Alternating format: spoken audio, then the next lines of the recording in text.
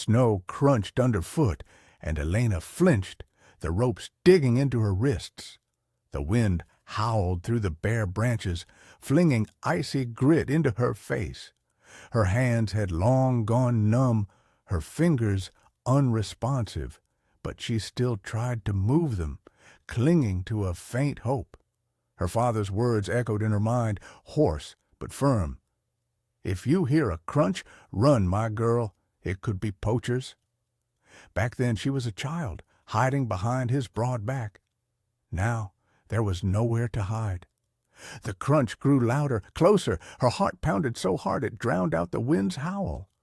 She squeezed her eyes shut, bracing for the worst. A gunshot, a rough voice, cold steel. Blood pulsed in her temples, counting down the seconds. And then silence. No sound, just her own ragged, rapid breathing. Elena slowly opened her eyes, dreading what she might see. He stood 3 paces away, massive, black and tawny, with amber eyes glowing in the dim light. A tiger, his breath plumed in the frosty air, paws sinking into the snow, but he didn't move. He just watched. Elena froze, unable to look away. It wasn't fear. It was something else, deeper. She knew those eyes, or did she just imagine it? The snap of a twig under his paw echoed in her memory, but there was no answer.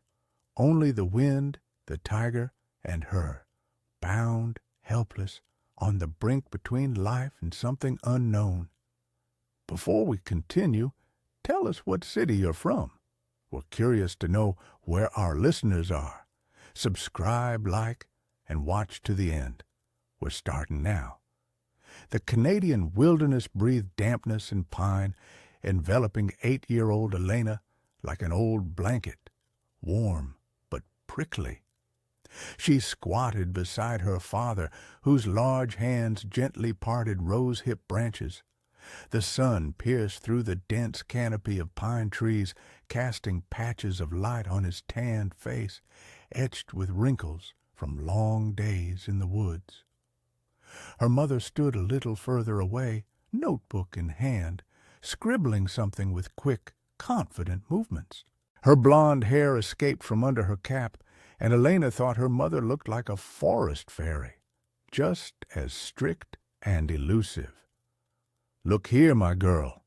Her father's voice was low, slightly hoarse but soft, like rustling leaves.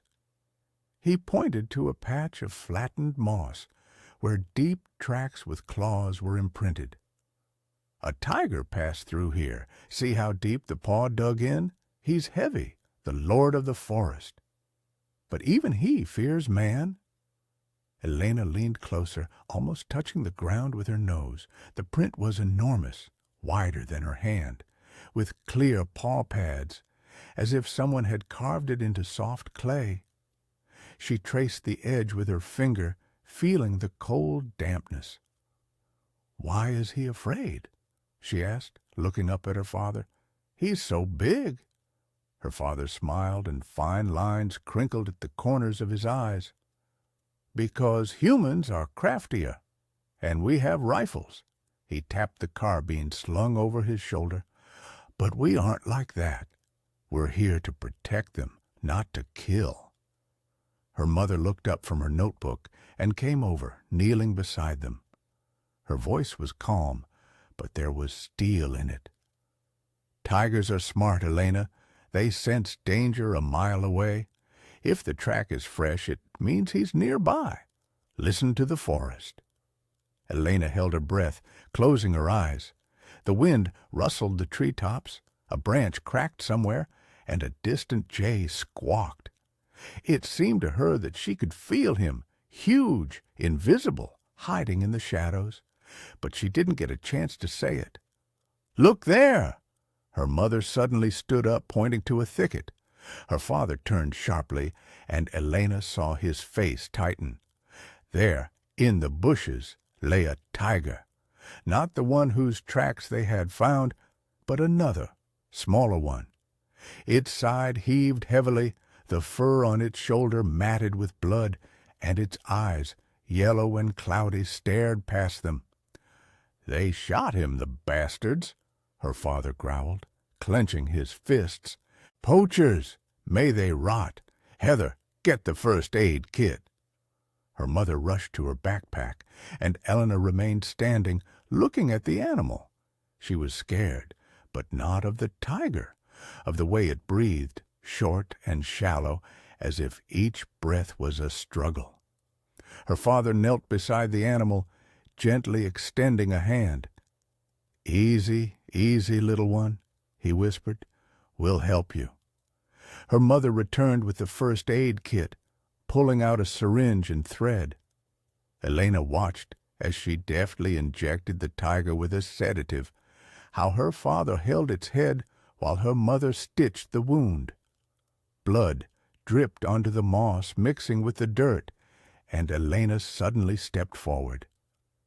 "Can I—" Her voice faltered, but she held out her hand to the tiger's paw. Her father nodded, his eyes fixed on the animal. The pads were warm, rough, and the claws long and sharp like knives. Elena stroked its paw, feeling the tremor in her fingers subside. The tiger turned its head, and their gazes met. Amber eyes, deep as wells, looked directly into hers. There was no malice in them, only weariness and something else, a trust she hadn't expected. That moment was etched in her memory like a print in wet earth, clear, indelible. "Will he make it?" she asked softly.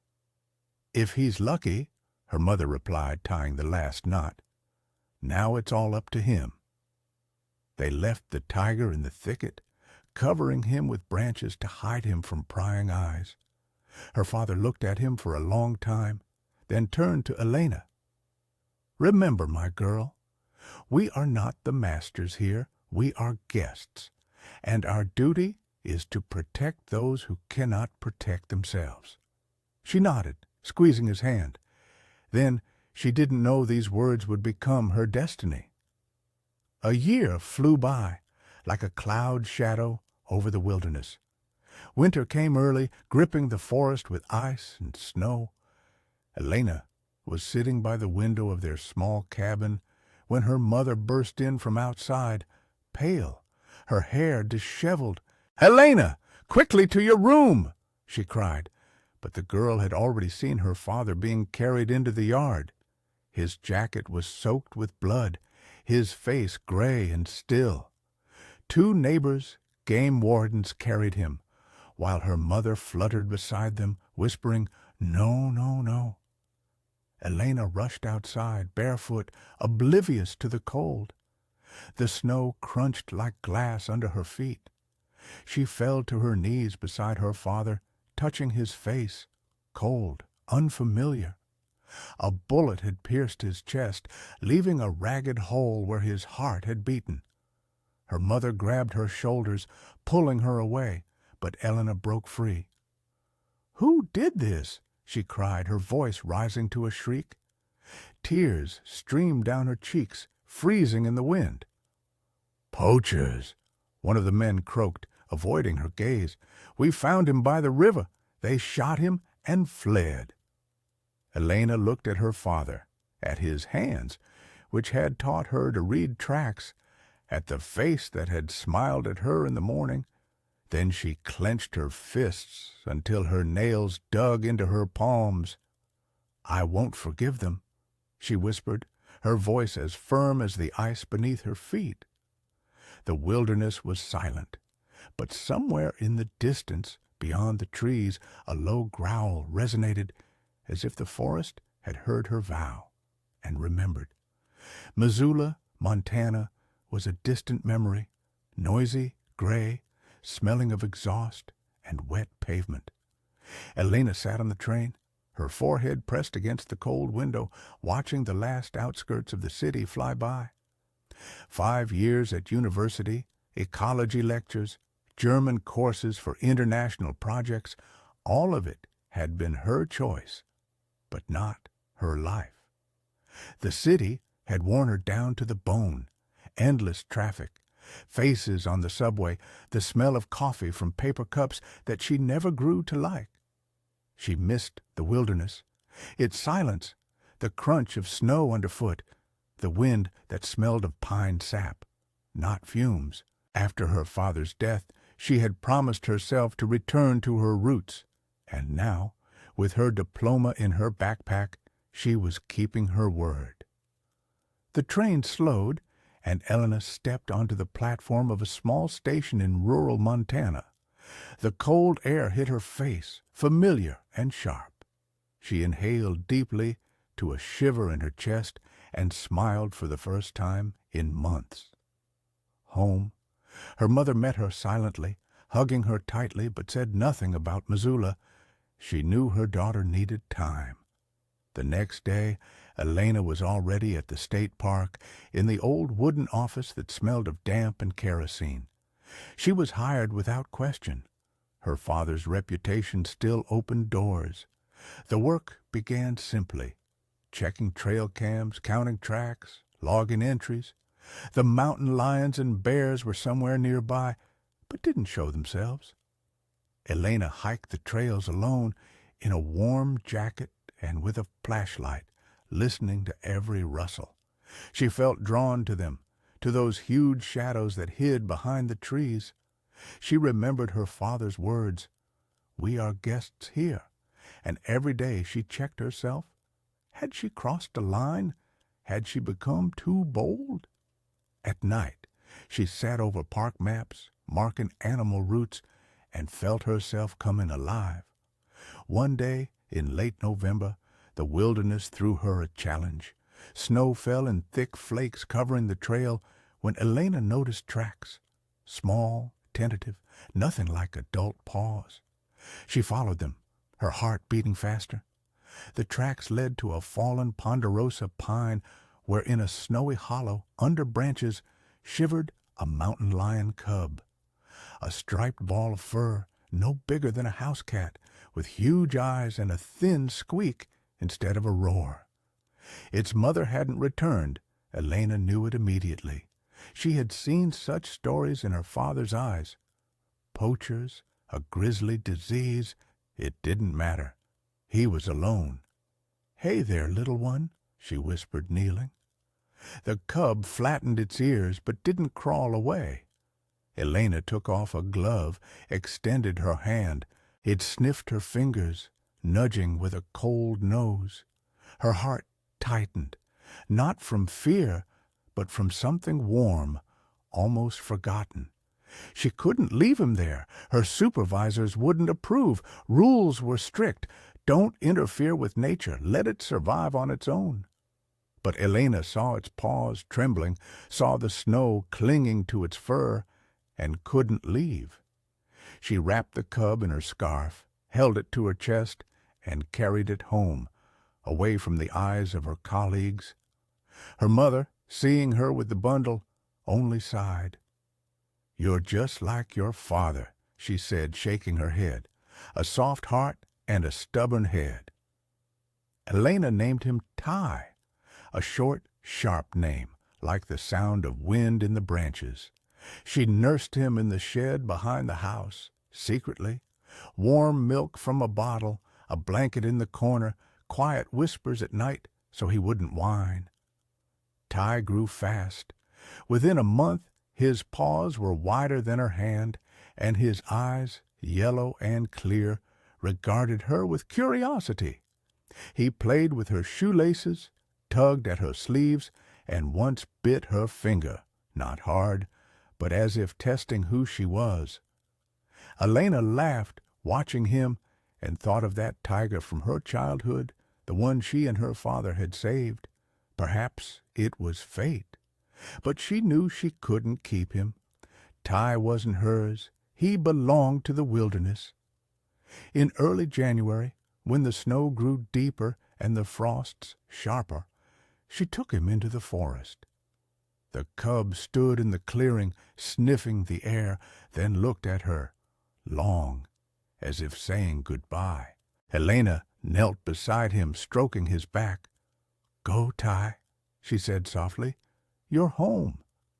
He took a step, then another, and then ran, awkwardly but confidently, leaving a chain of prints in the snow. Elena watched him until his striped back disappeared among the trees. A lump formed in her throat, but she didn't cry. It was right. The wilderness took him back, as it took everything that belonged to it. The next day she returned to that spot. The tracks led further, deep into the forest, and vanished beyond the river. Elena stood there listening to the silence, and realized she had done what her father had taught her: let go, to save. But a pang remained in her chest, not sadness, but a premonition. She would meet him again, or he would find her. Winter gripped the wilderness with a dead hold. Snow fell in fine grains, the wind sweeping it along the trail, erasing tracks. Elena was returning from her patrol when she heard the growl of an engine, low, strained, like an animal caught in a trap. She quickened her pace, shaking snow from her hood. Around the bend leading to the park entrance, a vehicle stood, a black SUV stuck in a snowdrift up to its wheels. Beside it, a man grumbled in an unfamiliar language, struggling, tall in a dark jacket, with a backpack and a camera around his neck, an expensive one, with a long lens, the kind Elena had only seen in magazines.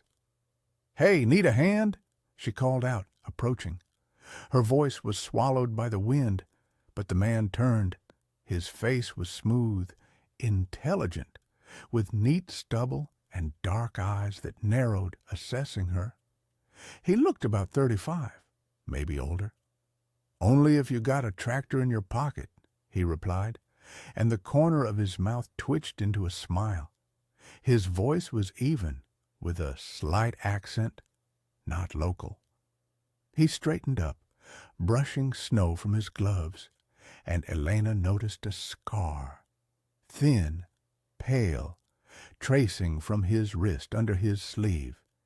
He quickly pulled down his cuff, hiding it, but she had already seen it. "No tractor, but I have a shovel," she said, taking off her backpack. "What brings you out here?" "I'm filming a documentary," he nodded at the camera, "about the mountain lions. Endangered species, you know. I want to show the world what can still be saved." Elena narrowed her eyes. The words sounded good, but there was something rehearsed about them, like a tour guide speech. She stepped towards the SUV, examining the wheels, deep in the snow, but not hopelessly so. "I'm Elena. I work for the Park Service," she introduced herself, pulling out her shovel. "Let's dig before we freeze." "Tomas," he replied, extending a hand. His palm was warm, despite the cold, and too soft for a man supposedly filming documentaries in the wilderness. "Nice to meet you. Didn't think anyone lived out here besides bears." They set to work. Elena dug in the silence, scooping snow with short, sharp movements, while Thomas placed branches under the wheels, occasionally casting quick glances at her. She felt them, piercing, scrutinizing, like an animal before a pounce. Half an hour later, the SUV jolted, the engine roared, and it broke free from the snowdrift. Tomas clapped the hood, satisfied. "You've got the strength of a lumberjack, Elena," he said, smirking. His laugh was sharp, almost barking, and ended as quickly as it began. It unsettled her, not the words, but the sound, too alien for this forest. "Comes with the territory," she grumbled, wiping sweat from her brow. "Where are you planning to stay tonight? It's a long way to town, and a blizzard's coming in." He looked at the sky, where clouds thickened like smoke over a campfire. "If there's somewhere to shelter, I won't refuse," he said, a hint of mockery in his tone. "Don't fancy freezing for art." Elena nodded, though something pricked her inside. She led him to the guest cabin, an old rustic lodging near the park, where rare researchers stayed. Inside, it smelled of damp and firewood. Tomas dropped his backpack on the bench, took off his jacket, and the scar flashed again, longer than she'd thought, with ragged edges like from an old knife.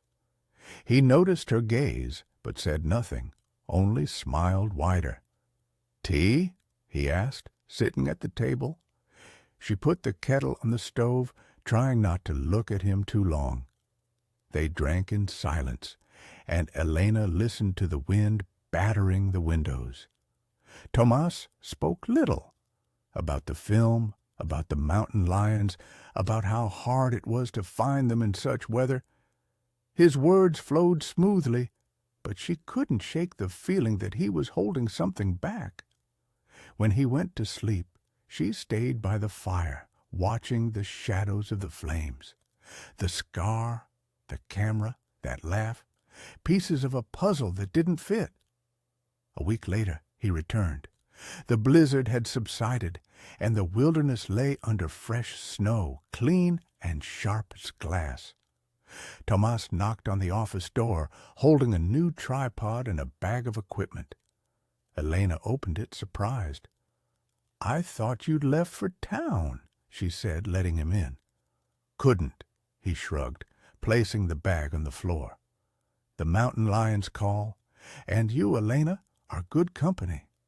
He smiled, but his eyes remained cold, like ice on the river. She nodded, feeling the premonition from that night with Ty returning, quiet but persistent. Tomas sat at the table, spread out park maps, and began to ask about the mountain lion's routes. His questions were precise, too precise for a filmmaker. Elena answered briefly, observing him. The scar on his wrist flashed again as he reached for a pencil, and she suddenly thought, where did that come from for a man with a camera? That evening he left for the guest cabin, and Elena stayed in the office, looking at his map. Where she had marked old trails, there were now neat crosses, red, like drops of blood on the snow. She ran her finger along the lines, and a pang struck her chest again. Not fear, but something sharper. She didn't yet know what it meant, but the wilderness, it seemed, was already whispering the answer to her. The wilderness was silent, blanketed in snow, but in the small park office the air vibrated with tension. Elena sat at her desk, sifting through trail cam footage, when the door slammed open. Greg walked in, shaking snow from his boots. His face was as grim as the sky before a blizzard, and his eyes, narrow slits under thick brows, looked past her.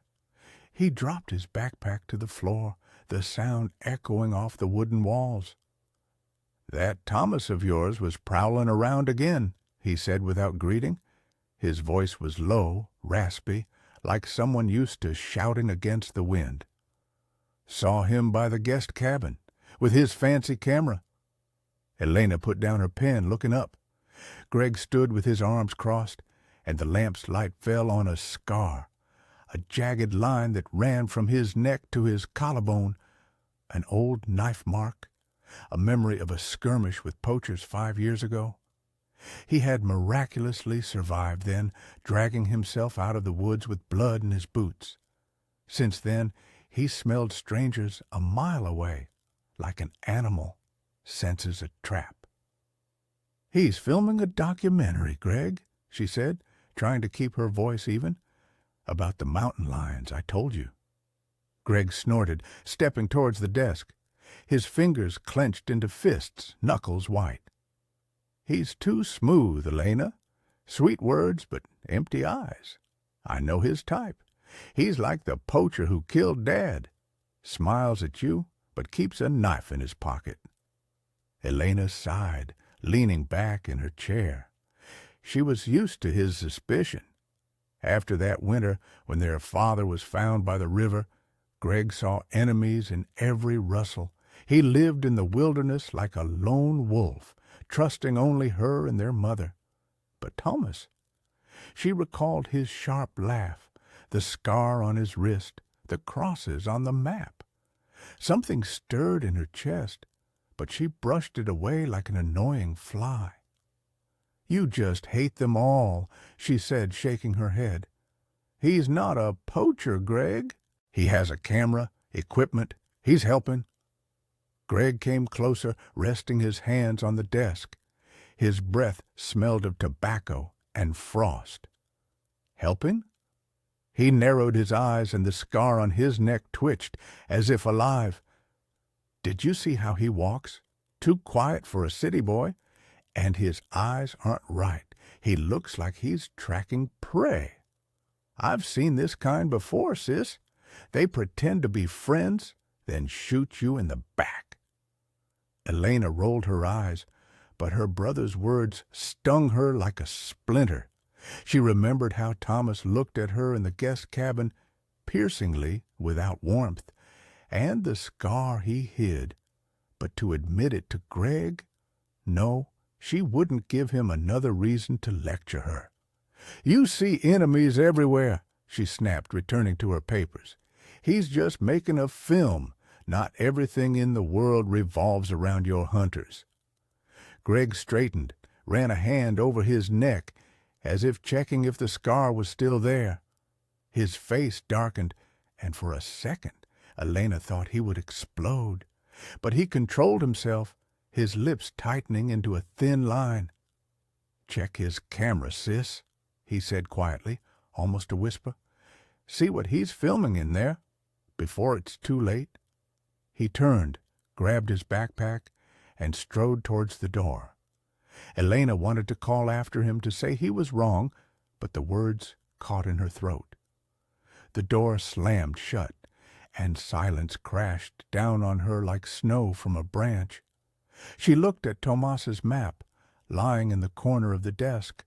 The red crosses gleamed in the lamplight, and she suddenly felt cold, not from a draft, but from the thought that Greg might be right. Outside, the wind howled, carrying his footsteps away. Elena was left alone, looking at her hands, calloused, accustomed to a shovel in the forest. She wasn't afraid of the wilderness, not afraid of the mountain lions. But Thomas, something was wrong with him, and that something stirred in her memory like a shadow behind the trees. Greg was gone, but his words remained, sharp like the blade that had left the scar on his neck. She clenched her fists, trying to shake off the feeling, but it wouldn't leave. The wilderness was silent, and Elena suddenly realized she wanted to check the camera. Not now, but soon. Night laid a heavy blanket over the wilderness, muffling sounds. Elena slept in her room above the office, a small cubby with a low ceiling, smelling of wood and old books. Her sleep was restless, broken. Like the wind outside her window, she dreamed of her father, his voice, his hands clutching a rifle, and the tiger with amber eyes watching her from the shadows. But something jolted her awake, a rustle, quiet but persistent, like claws on bark. She opened her eyes, lying motionless, listening. Her heart beat slowly, but loudly, echoing in her ears. Through a gap in the curtain, a faint moonlight filtered in, painting stripes on the floor. The rustle repeated, somewhere downstairs, in the office. Elena sat up, reached for her boots, but froze. A voice, low, muffled, drifting through the thin floorboards. She knew that voice. Thomas. He was supposed to be in the guest cabin, but today he had said he'd stay in the office, checking camera footage. Elena hadn't objected. Let him tinker as long as he didn't bother her. But now, in the dark, his presence felt wrong, alien. She stood up, barefoot, stepped towards the stairs. The floorboards creaked underfoot, and she stopped, holding her breath. The voice became clearer. He spoke briefly, curtly. German. Elena tensed, Gripping the railing, the words struck her like a cold wind. "The container is ready. Transfer in 3 days. Live cargo." She wasn't a master of the language. Courses in Missoula had given her basic knowledge for projects with Germans, but it was enough. Live cargo. The phrase grated on her ears like a knife on glass. Elena froze, trying to process the meaning. Mountain lions? Or something else? Her thoughts whirled, remembering the crosses on the map, the scar on his wrist, Greg's words. Check his camera. Footsteps, heavy but cautious, passed below. Elena retreated into the shadows, pressing herself against the wall. The stairs creaked under her weight, but she didn't move, afraid to give herself away.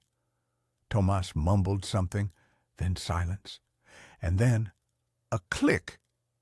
He turned, and a flashlight beam shot upwards, glancing off the steps. Her heart leaped, her breath caught in her chest. "Can't sleep?" His voice was cold, like ice on the river, with a hint of mockery but no warmth. The flashlight beam stopped a step from her feet, and Elena saw his eyes, gleaming, sharp, like an animal's in the dark. She swallowed, forcing herself to relax. Slowly, she stepped down, feigning sleepiness. Her hair fell over her face, concealing her tense expression. "Heard a noise," she rasped, rubbing her eyes. "Thought someone broke in." Tomas lowered the flashlight but didn't turn it off. The light danced across the floor, highlighting his silhouette, tall, unmoving. He looked at her for a long time, too long, and Elena felt sweat chilling on her back. Her heart hammered, betraying her, but she kept her face calm. "Just checking the footage," he said finally, and the corner of his mouth twitched into a smile. "Night shots are the best we get of mountain lions. Go back to sleep, Elena. Morning will be here soon." He turned to the table, and the flashlight beam left her. Elena nodded, though he couldn't see, and slowly climbed back up. Her legs trembled, but she forced them to move. Closing her room door, she leaned against it, listening to him rummage downstairs. Silence returned, but now it was different, heavy, oppressive, like before a storm. Elena sank onto her bed, staring at the ceiling. German words spun in her head, forming a picture she didn't want to see. Container, transfer, live cargo. This wasn't a film. This was something worse.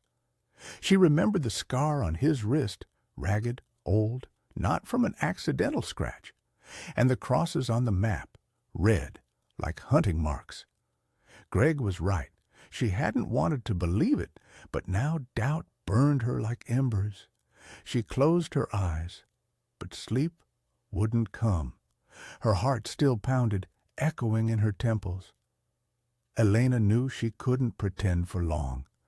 In the morning, she would find the camera. In the morning, she would know the truth. For now, the wilderness outside her window was silent, and only the wind whispered something unsettling that she couldn't yet understand. Morning arrived with a gray light and a silence that pressed on her ears. Elena woke with a heavy head, Tomas's words still ringing in her memory. "Container ready? Live cargo." She went downstairs to the office, but he wasn't there. The desk was empty. Only the map with red crosses lay in place, as if mocking her. The trail cam blinked its green eye in the corner, but she didn't get a chance to check it. Her phone vibrated in her pocket. "Greg. Elena, where are you?" Her brother's voice was sharp, breathless, as if he had been running. In the background, the wind howled and snow crunched. "In the office," she replied, clutching the receiver. "What happened?" "I found him," he coughed, fury in his tone. "A mountain lion. Dead. Claws ripped out, hide skinned, just meat and bones. It wasn't an animal. It was people. Elena froze, feeling a chill creep up her spine. She remembered Ty, his tracks in the snow, and her throat tightened. "Where are you?" she asked, already pulling on her jacket. "By the old Ponderosa, across the river. The camera caught everything, Elena. It's your Thomas, with a knife right in the frame. I was right. Hear me? I was—" The call cut off. The dial tone stabbed her ear like gunshots. Elena screamed into the phone, "Greg!" But there was no answer. She threw the phone onto the desk, grabbed her backpack, and ran outside. The snow crunched under her boots. The wind lashed her face, but she didn't notice. The old Ponderosa, 3 miles through the wilderness. She knew the trail, knew every bend, but now the forest felt strange, hostile. Running was hard. Snowdrifts snagged her feet, branches whipped her arms. Elena breathed in ragged gasps, steam pluming from her mouth, mixing with the frosty air. Greg's words spun in her head. Thomas, with a knife. She had seen his scar, heard his voice on the phone, and now it all connected. Not a film, not mountain lions, a hunt. She clenched her fists, quickening her pace. Greg had been right, and she hadn't listened. The trail led her to the river, narrow, icebound, with black water visible through cracks. Beyond it, the Ponderosa towered, huge, gnarled, like an old man who had seen too many winters. Elena stopped, catching her breath. The snow around was pristine, but something was wrong. Silence. No sound, no sign of Greg. She stepped forward, and her heart sank. At the base of the Ponderosa lay a mountain lion. He was enormous, even in death. The stripes on his hide seemed faded. Blood congealed in the snow, black and thick. Claws ripped out, mouth agape in a final roar. The hide was roughly stripped from his side, unevenly, as if done in haste. Elena approached, her legs trembling. It wasn't Ty, older, larger, with graying flecks on his muzzle, but the pain still cut her like a knife. She knelt, touching the cold fur. The wilderness had lost another master. "Greg," she whispered, looking around. His voice still echoed in her head. I was right. Where was he? She stood, walked around the Ponderosa, and her world collapsed. At the edge of the bluff, 10 paces from the tree, lay he. Greg! Face down, arms outstretched, his jacket pulled up, exposing his back. The snow beneath him was red. Elena rushed to him, turning him over. His face was pale, eyes closed, a dark bruise on his temple, deep as an indentation in wood. She pressed her fingers to his neck. No pulse. Cold. Dead. No, no, no. Her voice broke into a scream. She shook him, clutched his jacket. But he didn't move. Snow fell on his face, melting on his cheeks, and Elena suddenly noticed tracks, boots, deep, leading from the bluff into the forest. Not his, someone else's. She looked up. The edge of the bluff was torn as if someone had pushed him down. This wasn't an accident. This was murder. Elena clenched his jacket in her fists, pressing her forehead to his chest. The smell of tobacco and forest, all that remained of her brother. Tears streamed down her face, freezing in the wind, but she didn't notice. His words echoed in her mind. I was right, and her own, thrown back at him. You see enemies everywhere? She had been wrong, and he had paid for it. I should have believed you, she whispered, her voice trembling, but steel growing in it. I'll find him, Greg, I promise. She stood, wiping her face with her sleeve. She walked to the Ponderosa where the mountain lion lay and found the trail cam, small, hidden in the branches.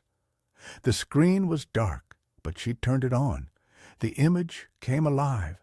Night, snow, a mountain lion walking through the clearing, and then Thomas, his face in the frame, clear, cold.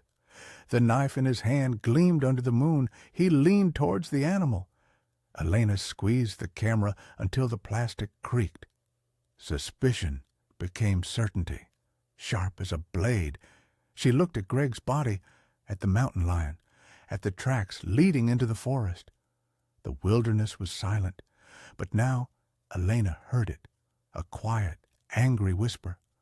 Thomas had killed her brother, killed the mountain lion, and he was somewhere nearby. She shoved the camera into her backpack, clenched her fists. No more doubts, only purpose. The day dragged on, like the shadow of a cloud over the wilderness. Elena returned home after leaving the Ponderosa, clutching the camera in her backpack like a talisman. Greg still lay there by the bluff, and she couldn't bring herself to go far. She had called her colleagues from the park, left them to deal with it, and retreated to the cabin. She needed time and a plan. Tomas was nearby. She felt it, like an animal senses a hunter. The camera with his face burned her back, but she didn't know what to do next. Go to her superiors? Look for him herself? Her head throbbed with exhaustion and grief. The cabin greeted her with silence. Her mother had gone to town for a week, and Elena was alone. She tossed her backpack on the table, put the kettle on, but her hands trembled, spilling water. The image from the camera flashed before her eyes. Thomas, the knife, the dead mountain lion, and Greg, cold still. She clenched her fists, trying to ward off tears, but they still stung her eyelids. Something had to be done. She reached for the phone to call the police, but she didn't get the chance. The door creaked. Elena turned, and the world exploded in pain. The blow came from nowhere, heavy, sharp, directly to her temple. She collapsed to the floor. The kettle clattered beside her, spilling hot water everywhere. Spots swam before her eyes. Darkness descended quickly, but she managed to see him, Thomas. His dark eyes gleamed, his face calm, almost indifferent. He stepped towards her, and the last thing she heard was his voice, cold as ice. "You're too curious, Elena." Consciousness returned in a jolt, along with pain. Her head throbbed, her temple burned as if a nail had been driven through it. Elena groaned, tried to move, but her hands wouldn't obey. Ropes dug into her wrists, binding them behind her back. She opened her eyes. A thicket. Snow fell in fine grains. The wind howled through the branches, flinging icy needles into her face. She was tied to a tree, an old ponderosa, with rough bark that scratched her skin through her jacket. Her feet were buried in a snowdrift, her fingers freezing, but she couldn't move them. The knots were too tight. Tomas stood 3 paces away, his back to her, rummaging in his backpack. His silhouette looked like a black blot against the white forest. The camera hung around his neck. Nearby lay a knife, long, with a serrated blade, still dark with the mountain lion's blood. Elena swallowed. Her throat was parched. She tugged at her hands, but the ropes only dug deeper into her skin. "You're awake," he said, without turning around. His voice was even, almost bored.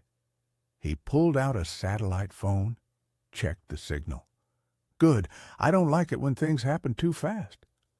"Why?" Elena croaked, coughing from the cold. "Greg, the mountain lion, why?" Tomas turned, looked at her. His eyes were empty, like lunar craters, but a shadow flickered in them. Annoyance, maybe regret. He stepped closer, squatted down so their faces were level. The scar on his wrist flashed as he adjusted his glove. "You could have lived if you hadn't interfered," he said softly, almost gently. I didn't want this, Elena, truly, but you ruined everything." She clenched her teeth, feeling anger cut through the pain. "You killed my brother," she spat. "You killed the mountain lion. You ruined everything." He smirked, but his laugh was short, lifeless. "Your brother wasn't planned," he said, looking away. "He put himself in a bad spot. Saw more than he should have. As for the mountain lion, it's just business." "Business?" Her voice trembled with rage. "Are you filming documentaries or butchering animals?" Tomas stood, tossed the phone back into his backpack. His face darkened, but he didn't shout. He spoke calmly, like a teacher explaining a lesson. "I was a scientist, you know. A biologist, like your mother. Studied predators, wrote papers, got grants. And then—" He shrugged. "The money ran out. University kicked me out. Projects closed. And you have to live. The black market pays better than science. Mountain lions, bears, even wolves, they pay more for live ones, but dead ones are also valuable." Elena looked at him, feeling nausea rise in her throat. A former scientist. A man who knew the value of the forest, now cutting it down for money. She remembered her father, his words, "We are here to protect." And Thomas had destroyed everything. "You're not a poacher by heart," she scoffed, spitting into the snow. "Just business, right? And Greg? Was that business too?" He frowned, stepped towards her. The knife glinted in his hand, and Elena tensed, but he didn't strike. He just dragged the blade across the bark next to her face, leaving a deep scratch. "Greg was a mistake," he said, and anger flashed in his voice. "He confronted me, threatened me. I had to push him. I didn't want blood, but he chose it." "You're lying," she hissed. "You killed him, like the mountain lion, and you'll kill me." Tomas looked at her, long and silently. Then he turned away, put the knife back in its sheath. "Perhaps," he said quietly. "But first, I'll finish the job. The container is waiting, and you'll just disappear. The wilderness is vast, Elena. No one will find you." He moved back to his backpack, started to pack. Elena tugged at her hands, feeling the ropes cut into her skin until it bled. Her heart pounded, but now not from fear, from anger. She wouldn't disappear. She wouldn't let him get away. The wilderness was her home, and he was a stranger, a parasite. She looked at the snow, at the trees, searching for a way out. And then she heard it, a crunch, quiet, distant, but familiar. Her eyes widened. Tomas didn't notice, busy with his backpack. But Elena knew something was coming, or someone. Snow fell slowly, in large flakes, muffling sounds. Elena tensed, listening. The crunch came from deep within the thicket, even heavy, like an animal's steps. Her heart beat faster. Her eyes darted among the shadows between the trees. Tomas was still rummaging in his backpack, mumbling something about the satellite and connection. He didn't hear, or didn't want to hear. Elena tugged at her hands. The ropes bit deeper, but she felt no pain, only hope, sharp as a blade. The crunch grew closer. From beyond the pines a shadow emerged, huge, striped, with breath pluming in the frosty air. A mountain lion. Elena froze, recognizing him. Ty, the very cub she had nursed in the shed, whose paws had trembled in her hands.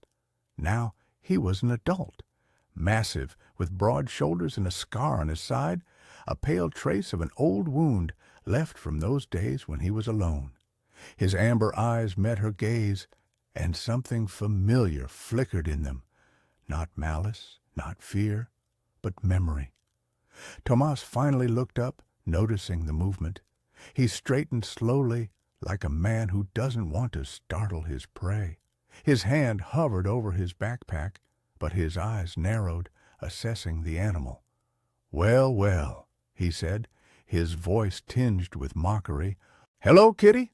Decided to play?" Ty didn't move. He stood 5 paces away, his head slightly turned, looking from Elena to Thomas. His ears were flattened, his tail swayed slowly from side to side, but he was silent. No growl, no sound, only a gaze, burning like embers in the night. Elena felt his power, his presence and warmth grew in her chest. He had come, not by chance, not for prey, for her. Tomas stepped aside, reaching for the rifle leaning against the tree. His movements were fluid, but a threat permeated them. He raised the barrel, squinting, looking at the mountain lion through the scope. "Prove you're more than just meat," he said, and a laugh ripped from him, sharp, barking like the one Elena had heard that first day. "Go on, show me, or die, like your friend by the Ponderosa." Elena clenched her teeth, tugged at the ropes. Her wrists bled, but she didn't notice. All her attention was on Ty. The mountain lion didn't stir. Only his eyes burned brighter, tracking Tomas's every move. Tomas clicked the bolt, and the sound echoed through the thicket. The wind died down, as if the wilderness held its breath. "Tomas, stop!" Elena cried, her voice breaking into a rasp. "He's not yours!" Tomas cast a quick glance at her, smirked. "Whose then? Yours?" He shook his head, aimed again. "You're funny, Elena. He's just an animal, and animals die." His finger rested on the trigger. Elena lunged forward as far as the ropes allowed, and at that moment Ty pounced. It was lightning fast. A shadow streaked across the snow. Claws tore through the air like blades. Tomas managed to turn, but not to shoot. The mountain lion struck him with a paw, and the rifle flew into a snowdrift. Blood splattered onto the snow, bright crimson from Thomas's torn shoulder. He screamed, fell to his knees, clutching the wound. "Bastard!" he croaked, trying to crawl away.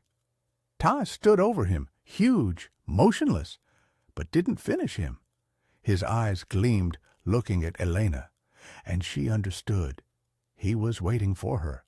The ropes loosened. Thomas, falling, had brushed against them with his weight, and a knot had slipped free. Elena yanked her hands, feeling blood stream down her wrists, but freedom was more important. She fell forward to her knees and looked at Ty. The mountain lion didn't move, just watched. At her, then at Thomas, who writhed in the snow, clutching his shoulder. "Kill him!" she cried, but Ty didn't stir. His breathing was heavy. Steam rose upwards, and at that moment Elena understood. He wasn't seeking revenge. He was protecting her. Tomas reached for the knife that had fallen from his backpack. His hand trembled. Blood dripped from his fingers, but he still grinned, looking at the mountain lion. "Come on, kitty," he rasped. "Prove it." Ty turned his head, and a spark flickered in his eyes. He stepped forward, claws tearing through the air again, but Thomas managed to roll aside. The strike hit the snow, leaving deep furrows. Thomas grabbed the knife, rose to one knee, breathing heavily. His gaze darted to the rifle lying in the snowdrift, and he lunged for it, dropping the knife. Ty froze, looking at Elena as if asking what to do next. She clenched her fists. The fight wasn't over. Tomas turned, his face contorted with rage, blood streaming from his wounds, but he raised the rifle. The barrel swung towards Ty. His finger found the trigger. The shot roared like thunder, echoing through the thicket. Ty roared, lowly, furiously, and crashed sideways, the snow beneath him turning dark. The bullet had struck his side, just below the scar, and Elena saw his paws tremble, but he was alive. Tomas laughed, hoarsely, convulsively rising to one knee. "I told you," he croaked, coughing blood. "Just meat." Elena didn't think. She lunged at him, snatching the knife that lay in the snow beside him. Tomas noticed her too late. His eyes widened. His hand reached for the rifle, but she was faster. The knife plunged into his chest, deep, to the hilt, into where his black heart beat. Blood gushed onto her hands, hot and sticky, and Thomas slumped backward, into the snow. His gaze fixed, his mouth opened in a last dying gasp, and he collapsed, dead at last. Silence fell upon the thicket, heavy as a snowdrift. Elena stood over him, breathing heavily, the knife slipping from her trembling fingers. Snow crunched underfoot. The wind drove flakes into her face, but she didn't notice. Her eyes found Ty. The mountain lion lay a few steps away, his side rising slowly with a wheeze.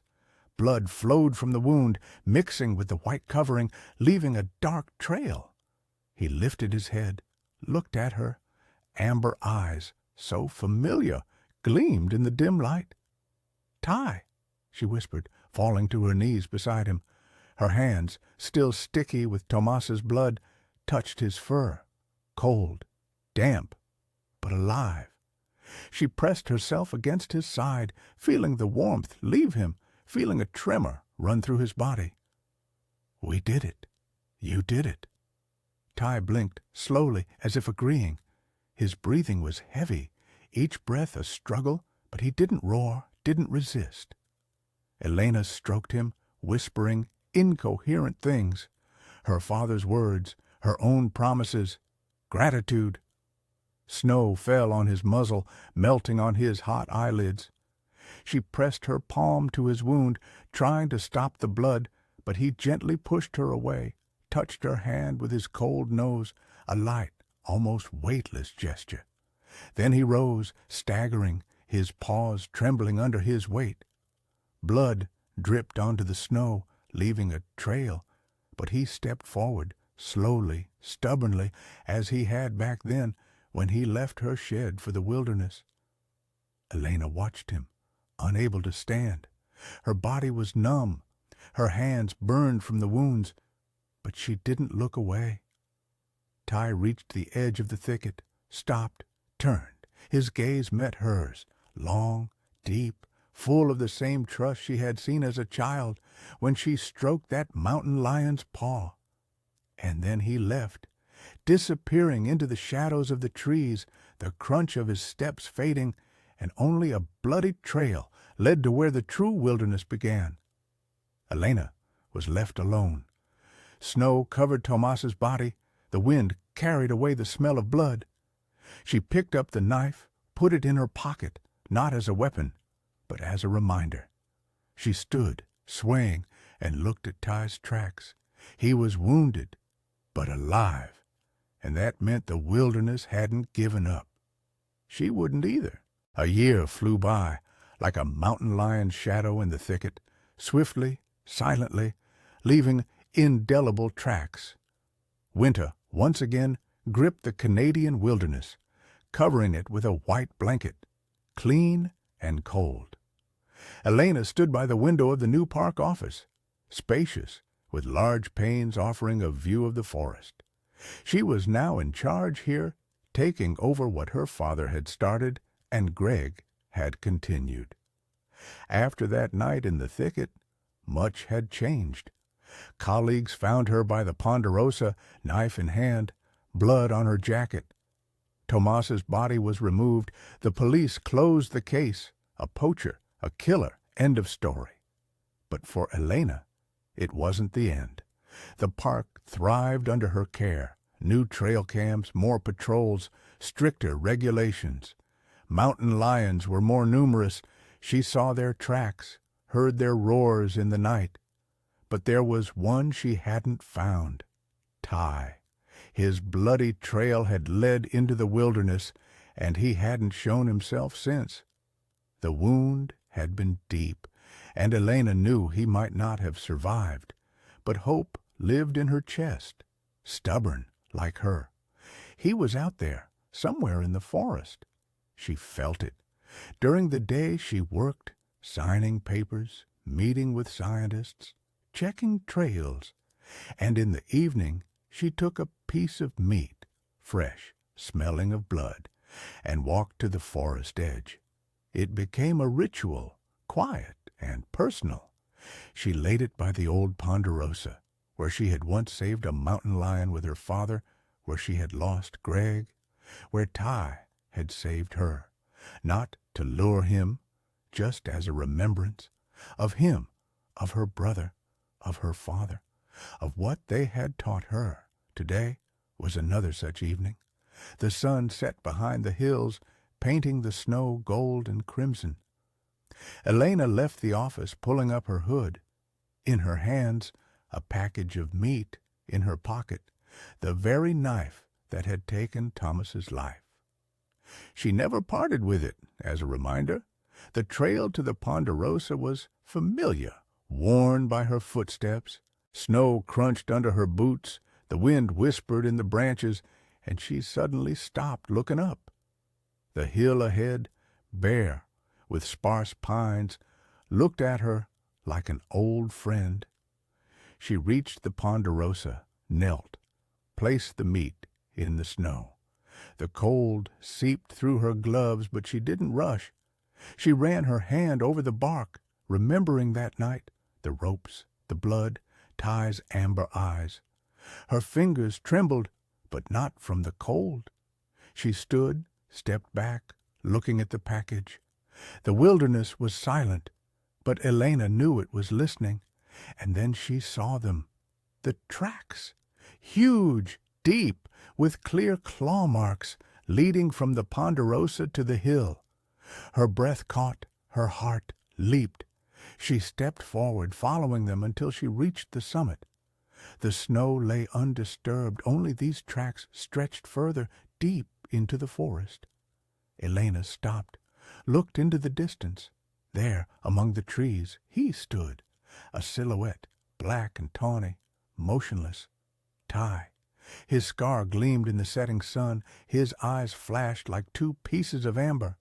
He didn't approach, didn't leave. He just watched. Elena smiled. Tears pricked her eyes, but she didn't wipe them away. He was alive, wounded, but strong, like the wilderness that had sheltered him. She took a step towards him, but stopped. He belonged to the forest, not to her. Her hand went to her heart, and she whispered, barely audible, "Thank you." The wind carried her words away, softly, like down. Ty blinked, slowly turned, and stepped into the thicket. His tracks led further, disappearing into the shadows. But Elena knew he hadn't left entirely. He was part of this forest, part of her world. She stood on the hill, watching him until the sun dipped below the horizon, leaving the wilderness in the embrace of night. Thanks for watching. What do you think of this story? Share your thoughts. Your comments are greatly appreciated.